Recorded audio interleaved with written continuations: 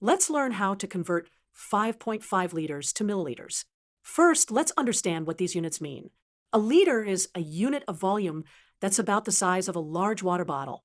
The prefix milli means 1,000th, so a milliliter is 1,000th of a liter. This gives us our conversion factor. 1 liter equals 1,000 milliliters. Let's visualize this conversion. Here's a container that holds 5.5 liters.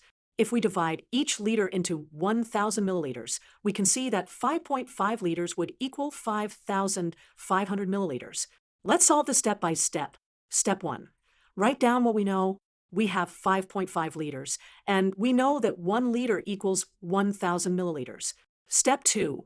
Set up the multiplication. We multiply 5.5 liters by our conversion factor, 1,000 milliliters per liter. Step 3. Solve the multiplication.